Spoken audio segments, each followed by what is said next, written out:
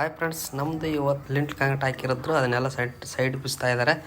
ಅದಕ್ಕೆ ಮುಂಚೆ ಏನಪ್ಪ ಅಂತಂದರೆ ಕೆಲಸನ ಎಲ್ಲರೂ ಪ್ರತಿಯೊಬ್ಬರೂ ಮಾಡ್ತಾರೆ ಕೆಲಸನ.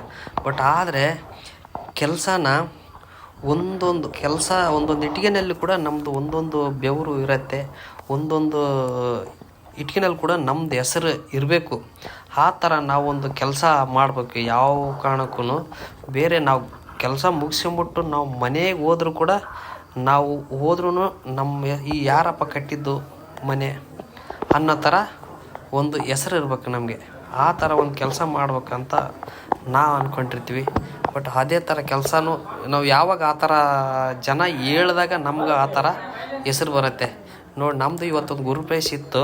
ಗುರುಪ್ರವೇಶಕ್ಕೆ ಬಂದಿದ್ದೀವಿ. ಬಟ್ ಅಲ್ಲಿ ಜನ ಏನು ಹೇಳಿದ್ರು ಅಂತಂದರೆ, ನೋಡಪ್ಪ ತುಂಬ ಚೆನ್ನಾಗಿ ಕಟ್ಟಿದ್ರೆ ಮನೆ. ಬಟ್ ನೋಡಿದ್ರೆ ಮೇಲ್ಗಡೆ ನಾವು ಒಂದು ಫ್ಲೋರು ಮತ್ತು ಮೇಲೆ ಒಂದು ಟ್ಯಾಂಕ್ ರೂಮ್ ಅಷ್ಟೇ ನಾವು ಇದು ಮಾಡಿದ್ದು.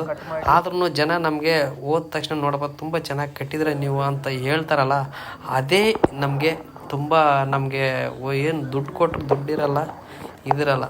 ಬಟ್ ಆದರೆ ನಮ್ಗೆ ಮಾಡಿರೋ ಕೆಲಸ ಮಾತ್ರ ಇರುತ್ತೆ. ಬಟ್ 4 ಜನಕ್ಕೆ ಅವರು ಒಳ್ಳೆ ಚೆನ್ನಾಗಿ ಮಾಡಿದ್ರಪ್ಪ ಅವ್ರ ಕೆಲಸ ಅಂತ ಹೇಳ್ತಾರಲ್ಲ, ಅದೇ ನಮಗೆ ತುಂಬ ಖುಷಿ ಕೊಡುತ್ತೆ. ಫ್ರೆಂಡ್ಸ್, ಹೇಗಿದೆ ಅಂತ ಒಂದು ಸಲ ಕಮೆಂಟಲ್ಲಿ ತಿಳಿಸಿ.